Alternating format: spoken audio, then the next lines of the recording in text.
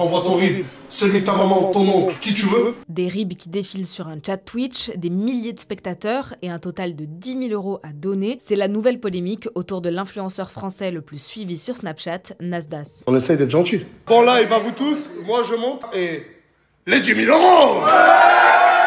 Lors d'un live Twitch le 2 février dernier, Nasdas, Nasser Sari de son vrai nom, a promis de faire des virements de plusieurs centaines d'euros à certains abonnés. Pour les choisir, il leur a demandé de donner leur RIB, c'est-à-dire les codes qui permettent d'identifier un compte en banque, ainsi que leur nom et prénom, et de justifier pourquoi ils avaient besoin de cet argent. Et c'est là que des milliers d'informations bancaires ont été diffusées publiquement devant près de 100 000 spectateurs au total sur le live. Certains ont même donné les RIB de leurs proches pour augmenter leurs chances d'être sélectionnés par l'influenceur qui cumule 9 millions d'abonnés sur Snapchat.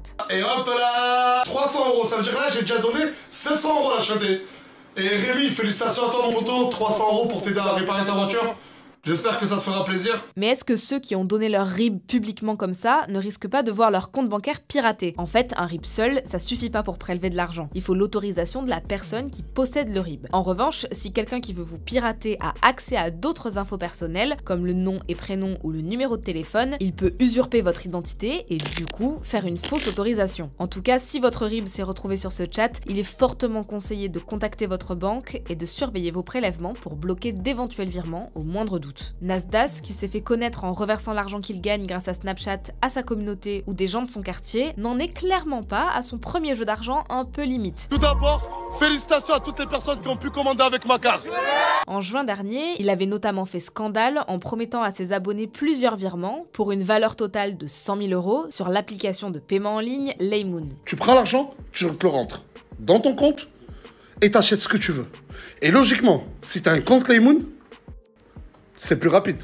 Mais il avait un peu oublié de préciser au début que la création d'un compte était payante, le jeu concours a donc été annulé. Encore avant, en 2022, il avait volontairement fait fuiter les coordonnées bancaires d'un compte. 3, 2, 1, servez-vous la chaîne. C'est que pour vous. Ah, il y a 15 933 € à l'intérieur. Plusieurs personnes avaient commandé sur le site Amazon et dans la foulée avaient vu leur compte Amazon bloqué, l'utilisation massive de cette carte ayant été considérée comme frauduleuse par la société. Il y a je sais pas combien de personnes qui n'ont plus de compte Amazon, on est toute la France pratiquement. 2 ans après, il avait même annoncé vouloir réitérer l'opération. Ma carte bancaire, la carte de Nasdas, elle sera bien mise en story le 16 juin, c'est sûr et certain. Avant de finalement se rétracter.